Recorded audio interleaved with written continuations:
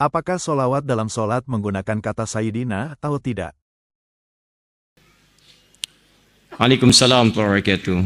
Saya Gani, kelas 3 SD. Masya Allah. Luar biasa. Kelas 3 SD mau bertanya sampai diketik lagi, luar biasa. Ini serius ya. Semoga Adinda diberikan kebaikan oleh Allah Subhanahu wa Ta'ala. Di sekolah, dalam salat saya diajari salawatnya tidak pakai Sayyidina. Di tempat ngaji saya diajari pakai Sayyidina. Manakah yang betul Ustaz? Tentang masalah Sayyidina, itu dibagi pada dua bagian. Dua bagian di luar salat. Yang pertama, ada hadis-hadis Nabi yang menyeru para sahabat dengan kalimat Sayyidina. Abu Bakar dipakai Sayyid. Umar disebut Sayyidul Qaum, dihormati. Tapi ada juga hadis-hadis yang Nabi menolak dipanggil Sayyid. Ketika datang seseorang menyebut Sayyid, Sayyid, kata Nabi, jangan panggil saya itu. Saya tidak ingin diangkat seperti Isa. Tapi Anda harus baca hadis dengan ilmu hadis.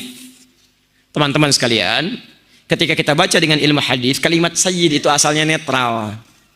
Panggilan kehormatan Bapak. Diterjemahkan ke dalam bahasa Inggris Mister. Dalam bahasa Indonesia Bapak. Ya. Anda misalnya lewat Pak Camat. Begitu lewat Anda panggil Camat, Camat sini gitu kan. Bagaimana perasaan Pak Camat? Baik, Bupati lewat. Begitu lewat, Bupati, Bupati sini. Masya Allah. Saya bukan bupati, saya papati. Masya Allah kan. Tayyib. Ada kalimat-kalimat di situ. Kiai lewat, ketua MUI lewat, Anda panggil misalnya dengan nama orangnya langsung. Maka di Arab itu ada ungkapan kehormatan namanya Sayyid. Perempuannya Sayyidah, Sayyidah Khadijah, Sayyidah Aisyah. Itu normal biasa. Sama dengan saya panggil Anda Bapak, Tuan, Nyonya, dan sebagainya. Maka Umar dipanggil oleh Nabi Sayyidu Qaumi, pemimpin kaumnya, yang dihormati di kaumnya. Abu Bakar disebut Sayyidu Qaumi, yang dihormati dalam kaumnya. Baik, Nabi disebut Sayyidul Anbiya, Jumat disebut Sayyidul Ayyam, Sayyid.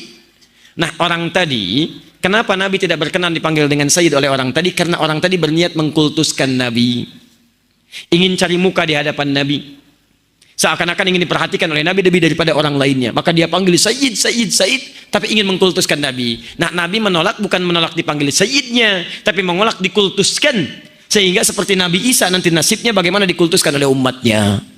Jadi kalau Anda ingin memanggil kalimat Sayyid dalam konteks untuk kehormatan, itu nggak ada masalah. Saya tinggal di Mekah, bolak-balik juga ke Madinah, beberapa tempat yang lain. Orang Madinah, orang Mekah biasa, Allahumma shalli ala Sayyidina Muhammad. Itu biasa saja. Anda coba lihat di tulisan-tulisan di jalan, Allahumma shalli ala Sayyidina Muhammad, biasa saja. Ya, tapi kalau Anda ingin mengkultuskan dengan menggunakan kalimat Sayyid, itu yang dilarang. Sedangkan dalam sholat, kalau saya lebih pada pendapat tidak menggunakan kalimat Sayyid dalam sholat. Karena kalimat sholat itu dengan bacaan dan gerakannya diikut dan diikat oleh hadis Al-Bukhari nomor hadis 651. Sallu kama ra'aitumuni usalli. Salatlah kalian seperti persis melihat saya salat. Sedangkan dalam salat kita diajarkan tahiyat dan salawat tidak menggunakan Sayyidina. Allahumma salli ala Muhammad. Maka saya pribadi mencukupkan pada kalimat Allahumma salli ala Muhammad. Dan itu menurut saya lebih kuat. Karena salat itu mengacu pada kaidah ikuti apa yang diajarkan oleh Nabi. Kalau di luar salat itu muamalah masih ringan di situ. Masih ringan, tidak ada dalil kuat yang mengikatnya. Ketentuan dalam usul fikih, jika ada yang khusus, maka khusus ini takhsis kepada yang ta'mim. Yang umum ditaksis oleh yang khusus. Dalam salat tidak ada kalimat Sayyidina yang diajarkan oleh Nabi. Maka dari situlah saya lebih cenderung kepada kalimat Allahumma salli ala Muhammad tanpa Sayyidina. Sepakat?